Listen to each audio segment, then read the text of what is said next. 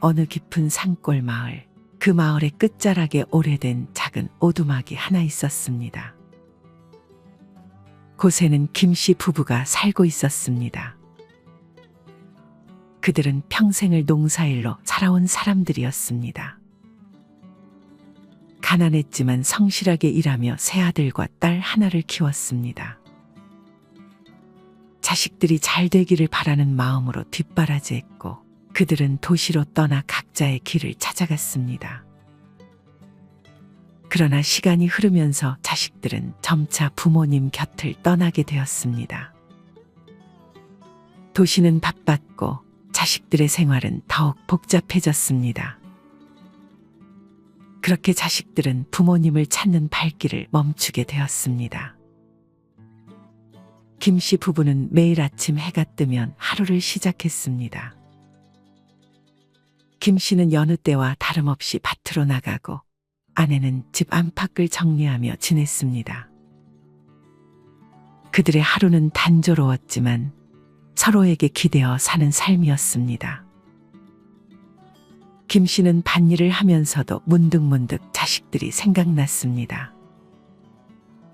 큰아들은 회사 일이 바쁘다는 이유로, 둘째 아들은 해외 출장이 잦다는 이유로, 막내딸은 아이들 돌보느라 정신이 없다는 이유로, 셋째 아들은 연락조차 되지 않았습니다.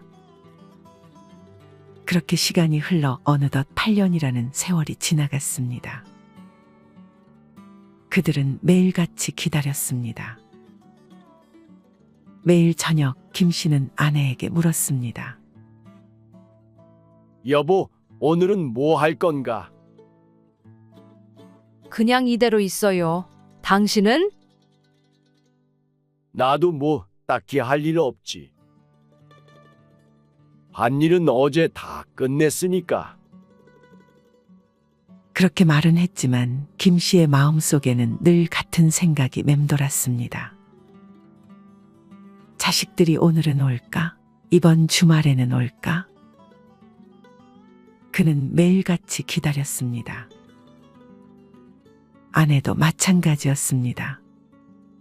그녀는 창밖을 내다보며 매일같이 자식들이 올 날을 기다렸습니다. 그러던 어느 날 김씨는 결심을 했습니다. 그는 아내에게 말했습니다. 여보, 우리 한번 자식들에게 전화를 걸어볼까? 그래요. 당신이 전화하면 다들 좋아할 거예요. 김씨는 오래된 전화기를 들고 큰아들에게 전화를 걸었습니다. 여보세요? 아버지, 무슨 일이세요? 그냥 내가 잘 지내고 있는지 궁금해서. 저야 잘 지내죠. 그런데 회사 일이 너무 바빠서요. 이번 주말에도 출근해야 할 것 같아요. 그렇구나. 그래도 가끔 시간 내서 부모님도 찾아봐라. 알겠습니다. 아버지, 그런데 요즘은 정말 시간이 없어서요. 김씨는 실망한 마음을 숨기며 전화를 끊었습니다. 다음은 둘째 아들이었습니다. 여보세요? 아버지, 무슨 일이세요? 그냥 내가 잘 지내고 있는지 궁금해서. 저야 잘 지내죠. 그런데 이번에 해외 출장이 잡혀서요. 당분간은 한국에 없을 것 같아요. 그래, 건강 조심하고 출장 잘 다녀와라. 네, 아버지. 걱정 마세요. 김씨는 또 한 번 실망을 감추며 전화를 끊었습니다. 막내딸에게도 전화를 걸었습니다. 여보세요? 아버지, 무슨 일이세요? 그냥 내가 잘 지내고 있는지 궁금해서. 아이들 때문에 정신이 하나도 없어요. 요즘은 하루가 어떻게 지나가는지도 모르겠어요. 그래도 가끔 시간 내서 부모님도 찾아봐라. 알겠어요, 아버지. 그런데 정말 바빠서요. 김 씨는 한숨을 쉬며 전화를 끊었습니다. 마지막으로 셋째 아들에게 전화를 걸었지만 그는 전화를 받지 않았습니다. 김 씨는 아내에게 말했습니다. 여보, 자식들이 다들 바쁘다네. 그러게요. 그래도 우리 둘이 잘 살아야죠.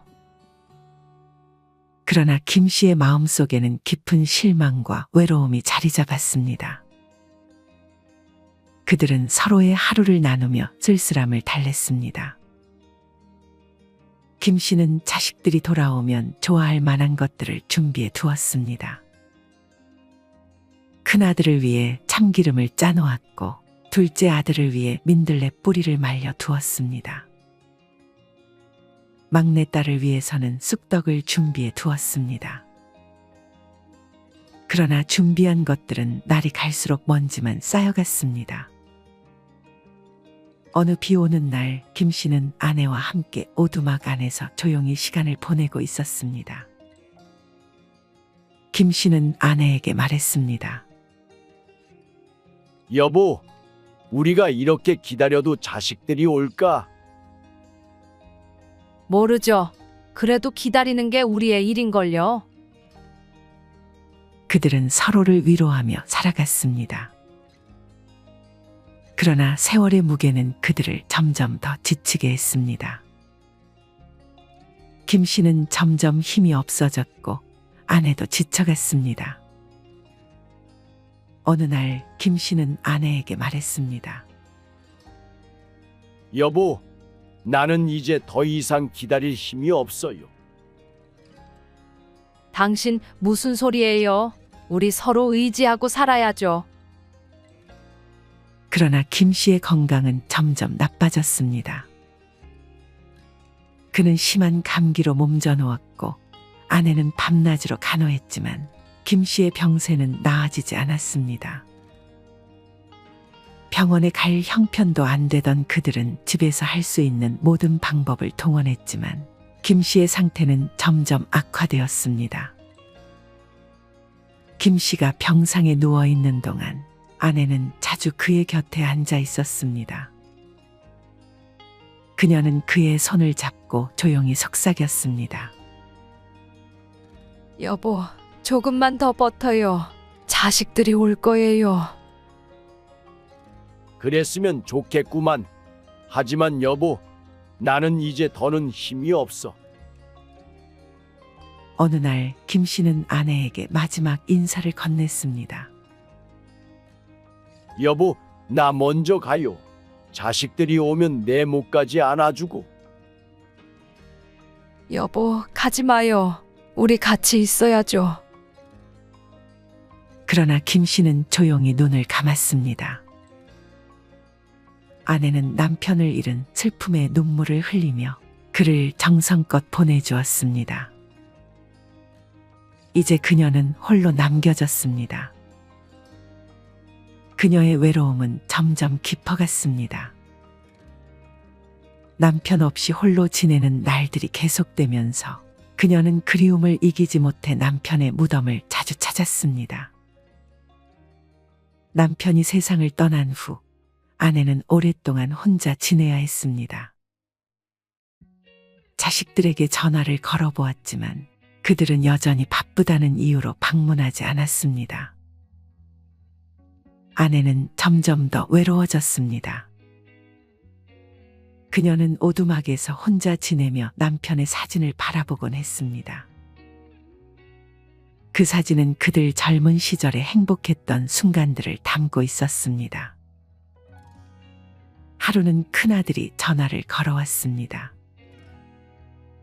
어머니, 잘 지내세요? 그래, 너는 잘 지내니?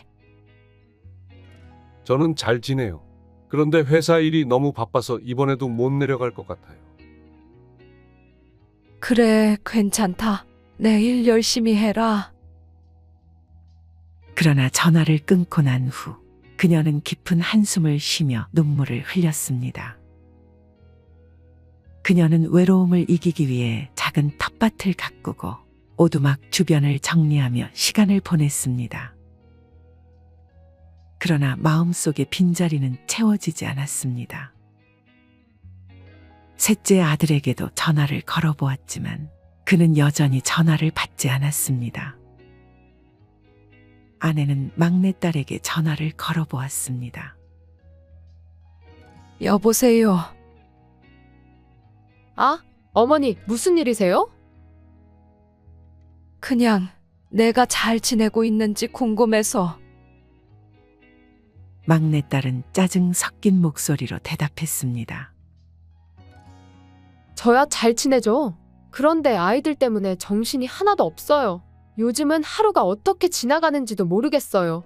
어머니, 제발 자주 전화하지 마세요. 저도 바쁘고 힘들어요. 그래도 가끔 시간 내서 아이들이랑 놀러와라. 보고 싶구나. 알겠어요. 어머니, 그런데 정말 바빠서요. 아내는 점점 더 지쳐갔습니다. 그녀는 남편의 무덤 앞에서 많은 시간을 보내며 그리움을 달래려 했습니다. 그러나 외로움은 점점 더 깊어갔습니다. 어느 날 그녀는 남편의 무덤 앞에 앉아 조용히 눈물을 흘렸습니다. 여보, 나는 이제 당신 곁으로 가고 싶어요. 자식들은 오지 않고 나는 너무 외로워요. 그녀는 남편의 무덤을 어루만지며 조용히 눈을 감았습니다. 그녀도 결국 병을 앓게 되었고 고요한 밤 그녀는 남편의 곁으로 떠났습니다. 그 오두막은 이제 완전히 비어버렸습니다. 자식들은 끝내 부모님의 죽음을 알지 못했습니다. 몇 달이 지나 마을 사람들이 김씨 부부의 오두막을 찾았습니다.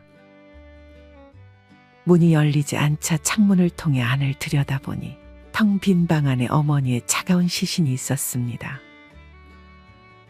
마을 사람들은 곧바로 경찰에 신고하였고 조사 끝에 김씨 부부의 죽음이 외로움과 고독사로 판명되었습니다. 마을 사람들은 자식들에게 연락을 취했지만 자식들은 늦은 시각에서야 그 사실을 알게 되었습니다. 자식들은 부모님이 남긴 오두막을 찾아와 뒤늦게 눈물을 흘렸습니다. 그러나 이미 늦어버린 후회뿐이었습니다. 그들은 부모님의 사랑과 희생을 뒤늦게 깨닫고 그들이 남긴 흔적들을 보며 가슴 아파했습니다. 작은 오두막은 이제 더 이상 사람이 살지 않는 빈집이 되었지만 김씨 부부의 사랑과 기다림 그리고 그들의 외로움은 오랫동안 마을 사람들의 기억 속에 남아 전해졌습니다. 그 오두막은 부모님의 지독한 고독과 기다림을 상징하는 장소로 남아 사람들에게 가족의 소중함을 일깨워주는 곳이 되었습니다. 김씨 부부의 죽음 후 오두막은 허물어져 갔습니다. 그들의 이야기는 마을 사람들 사이에서 회자되며 전해졌습니다. 자식들은 부모님의 무덤을 찾아와 눈물을 흘리며 후회와 죄책감에 시달렸습니다. 그들은 부모님의 사랑과 희생을 뒤늦게 깨닫고 그들의 무덤 앞에서 참회의 눈물을 흘렸습니다. 김씨 부부의 무덤은 마을 사람들에 의해 정성스럽게 돌봐졌습니다. 마을 사람들은 그들의 이야기를 통해 가족의 소중함을 다시금 깨닫게 되었습니다. 그리고 자식들은 부모님의 죽음을 계기로 서로를 더 아끼고 사랑하게 되었습니다. 오랜 세월이 흐르고 김씨 부부의 이야기는 마을의 전설로 남아 있었습니다. 그들은 작은 오두막에서 서로를 의지하며 살았던 사랑과 기다림의 상징이 되었습니다. 그들의 이야기는 세월이 지나도 사람들의 가슴 속에 남아 가족의 소중함을 일깨워주는 교훈이 되었습니다. 김씨 부부의 무덤 옆에는 작은 나무 한 그루가 자라기 시작했습니다. 그 나무는 마치 그들의 사랑과 기다림을 상징하듯이 해마다 더욱 푸르고 튼튼하게 자라났습니다. 마을 사람들은 그 나무를 기다림의 나무라 부르며 가족의 소중함을 되새기기 위해 그 나무를 찾아와 기도하곤 했습니다. 세월이 흘러 마을은 변했지만 김씨 부부의 이야기는 여전히 사람들의 마음속에 남아 있었습니다.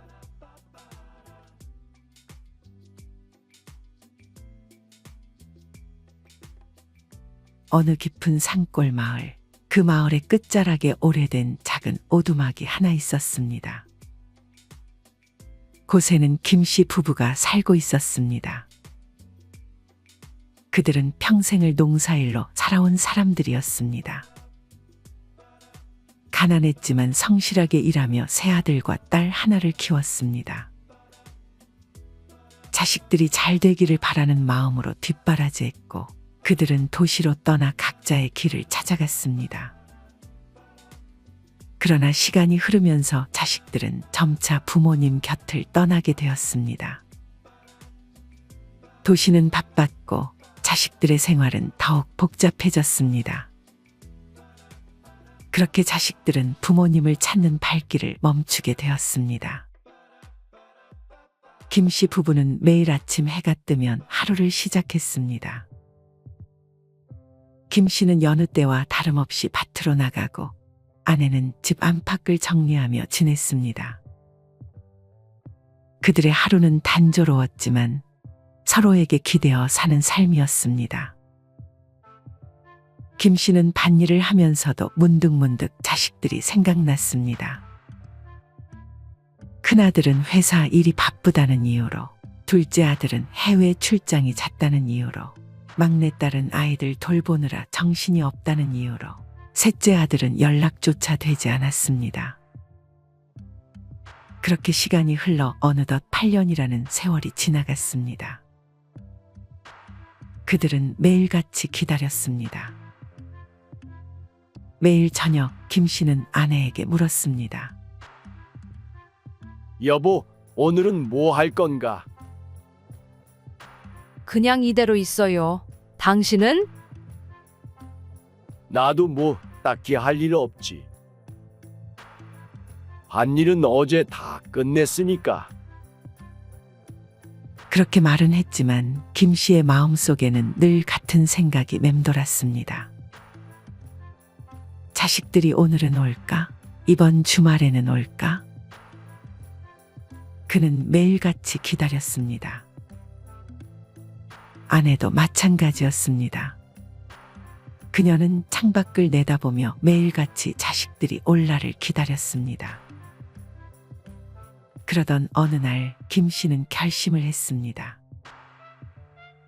그는 아내에게 말했습니다. 여보, 우리 한번 자식들에게 전화를 걸어볼까? 그래요. 당신이 전화하면 다들 좋아할 거예요. 김씨는 오래된 전화기를 들고 큰아들에게 전화를 걸었습니다. 여보세요? 아버지, 무슨 일이세요? 그냥 내가 잘 지내고 있는지 궁금해서. 저야 잘 지내죠. 그런데 회사 일이 너무 바빠서요. 이번 주말에도 출근해야 할 것 같아요. 그렇구나. 그래도 가끔 시간 내서 부모님도 찾아봐라. 알겠습니다. 아버지, 그런데 요즘은 정말 시간이 없어서요. 김씨는 실망한 마음을 숨기며 전화를 끊었습니다. 다음은 둘째 아들이었습니다. 여보세요? 아버지. 무슨 일이세요? 그냥 내가 잘 지내고 있는지 궁금해서. 저야 잘 지내죠. 그런데 이번에 해외 출장이 잡혀서요. 당분간은 한국에 없을 것 같아요. 그래, 건강 조심하고 출장 잘 다녀와라. 네, 아버지. 걱정 마세요. 김씨는 또 한 번 실망을 감추며 전화를 끊었습니다. 막내딸에게도 전화를 걸었습니다. 여보세요? 아버지, 무슨 일이세요? 그냥 내가 잘 지내고 있는지 궁금해서. 아이들 때문에 정신이 하나도 없어요. 요즘은 하루가 어떻게 지나가는지도 모르겠어요. 그래도 가끔 시간 내서 부모님도 찾아봐라. 알겠어요, 아버지. 그런데 정말 바빠서요. 김 씨는 한숨을 쉬며 전화를 끊었습니다. 마지막으로 셋째 아들에게 전화를 걸었지만 그는 전화를 받지 않았습니다. 김 씨는 아내에게 말했습니다. 여보, 자식들이 다들 바쁘다네. 그러게요. 그래도 우리 둘이 잘 살아야죠. 그러나 김 씨의 마음속에는 깊은 실망과 외로움이 자리 잡았습니다. 그들은 서로의 하루를 나누며 쓸쓸함을 달랬습니다. 김 씨는 자식들이 돌아오면 좋아할 만한 것들을 준비해 두었습니다.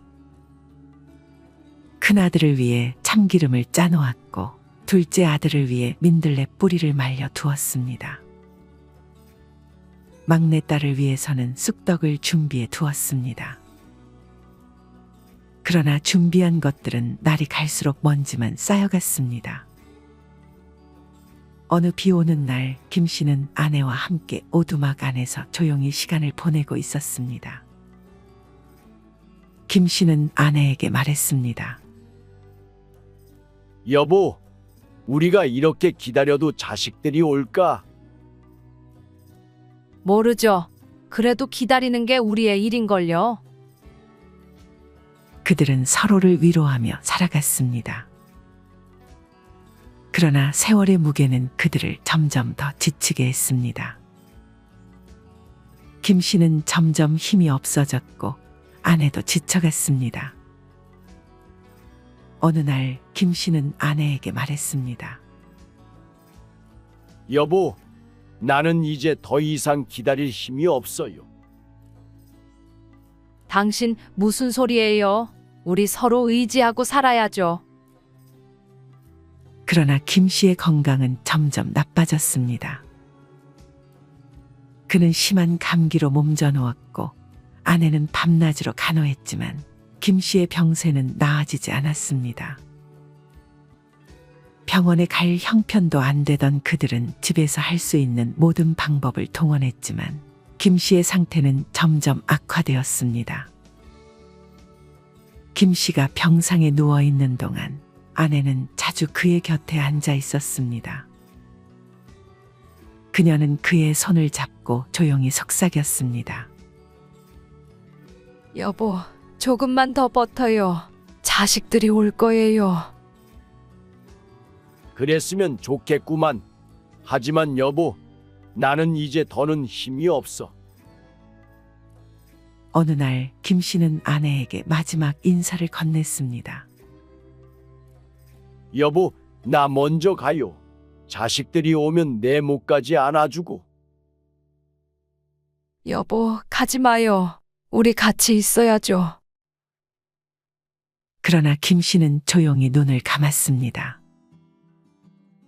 아내는 남편을 잃은 슬픔의 눈물을 흘리며 그를 정성껏 보내주었습니다. 이제 그녀는 홀로 남겨졌습니다. 그녀의 외로움은 점점 깊어갔습니다. 남편 없이 홀로 지내는 날들이 계속되면서 그녀는 그리움을 이기지 못해 남편의 무덤을 자주 찾았습니다. 남편이 세상을 떠난 후 아내는 오랫동안 혼자 지내야 했습니다. 자식들에게 전화를 걸어보았지만 그들은 여전히 바쁘다는 이유로 방문하지 않았습니다. 아내는 점점 더 외로워졌습니다. 그녀는 오두막에서 혼자 지내며 남편의 사진을 바라보곤 했습니다. 그 사진은 그들 젊은 시절에 행복했던 순간들을 담고 있었습니다. 하루는 큰아들이 전화를 걸어왔습니다. 어머니, 잘 지내세요? 그래, 너는 잘 지내니? 저는 잘 지내요. 그런데 회사 일이 너무 바빠서 이번에도 못 내려갈 것 같아요. 그래, 괜찮다. 내일 열심히 해라. 그러나 전화를 끊고 난 후 그녀는 깊은 한숨을 쉬며 눈물을 흘렸습니다. 그녀는 외로움을 이기기 위해 작은 텃밭을 가꾸고 오두막 주변을 정리하며 시간을 보냈습니다. 그러나 마음속의 빈자리는 채워지지 않았습니다. 셋째 아들에게도 전화를 걸어보았지만 그는 여전히 전화를 받지 않았습니다. 아내는 막내딸에게 전화를 걸어보았습니다. 여보세요. 아, 어머니, 무슨 일이세요? 그냥 내가 잘 지내고 있는지 궁금해서. 막내딸은 짜증 섞인 목소리로 대답했습니다. 저야 잘 지내죠. 그런데 아이들 때문에 정신이 하나도 없어요. 요즘은 하루가 어떻게 지나가는지도 모르겠어요. 어머니, 제발 자주 전화하지 마세요. 저도 바쁘고 힘들어요. 그래도 가끔 시간 내서 아이들이랑 놀러 와라. 보고 싶구나. 알겠어요. 어머니, 그런데 정말 바빠서요. 아내는 점점 더 지쳐갔습니다. 그녀는 남편의 무덤 앞에서 많은 시간을 보내며 그리움을 달래려 했습니다. 그러나 외로움은 점점 더 깊어갔습니다. 어느 날 그녀는 남편의 무덤 앞에 앉아 조용히 눈물을 흘렸습니다. 여보, 나는 이제 당신 곁으로 가고 싶어요. 자식들은 오지 않고 나는 너무 외로워요. 그녀는 남편의 무덤을 어루만지며 조용히 눈을 감았습니다. 그녀도 결국 병을 앓게 되었고 고요한 밤 그녀는 남편의 곁으로 떠났습니다. 그 오두막은 이제 완전히 비어버렸습니다. 자식들은 끝내 부모님의 죽음을 알지 못했습니다. 몇 달이 지나 마을 사람들이 김씨 부부의 오두막을 찾았습니다. 문이 열리지 않자 창문을 통해 안을 들여다보니 텅 빈 방 안에 어머니의 차가운 시신이 있었습니다. 마을 사람들은 곧바로 경찰에 신고하였고 조사 끝에 김씨 부부의 죽음이 외로움과 고독사로 판명되었습니다. 마을 사람들은 자식들에게 연락을 취했지만 자식들은 늦은 시각에서야 그 사실을 알게 되었습니다. 자식들은 부모님이 남긴 오두막을 찾아와 뒤늦게 눈물을 흘렸습니다. 그러나 이미 늦어버린 후회뿐이었습니다. 그들은 부모님의 사랑과 희생을 뒤늦게 깨닫고 그들이 남긴 흔적들을 보며 가슴 아파했습니다. 작은 오두막은 이제 더 이상 사람이 살지 않는 빈집이 되었지만 김씨 부부의 사랑과 기다림 그리고 그들의 외로움은 오랫동안 마을 사람들의 기억 속에 남아 전해졌습니다. 그 오두막은 부모님의 지독한 고독과 기다림을 상징하는 장소로 남아 사람들에게 가족의 소중함을 일깨워주는 곳이 되었습니다. 김씨 부부의 죽음 후 오두막은 허물어져 갔습니다. 그들의 이야기는 마을 사람들 사이에서 회자되며 전해졌습니다. 자식들은 부모님의 무덤을 찾아와 눈물을 흘리며 후회와 죄책감에 시달렸습니다. 그들은 부모님의 사랑과 희생을 뒤늦게 깨닫고 그들의 무덤 앞에서 참회의 눈물을 흘렸습니다. 김씨 부부의 무덤은 마을 사람들에 의해 정성스럽게 돌봐졌습니다. 마을 사람들은 그들의 이야기를 통해 가족의 소중함을 다시금 깨닫게 되었습니다. 그리고 자식들은 부모님의 죽음을 계기로 서로를 더 아끼고 사랑하게 되었습니다. 오랜 세월이 흐르고 김씨 부부의 이야기는 마을의 전설로 남아 있었습니다. 그들은 작은 오두막에서 서로를 의지하며 살았던 사랑과 기다림의 상징이 되었습니다. 그들의 이야기는 세월이 지나도 사람들의 가슴 속에 남아 가족의 소중함을 일깨워주는 교훈이 되었습니다. 김 씨 부부의 무덤 옆에는 작은 나무 한 그루가 자라기 시작했습니다. 그 나무는 마치 그들의 사랑과 기다림을 상징하듯이 해마다 더욱 푸르고 튼튼하게 자라났습니다. 마을 사람들은 그 나무를 기다림의 나무라 부르며 가족의 소중함을 되새기기 위해 그 나무를 찾아와 기도하곤 했습니다. 세월이 흘러 마을은 변했지만 김 씨 부부의 이야기는 여전히 사람들의 마음속에 남아 있었습니다.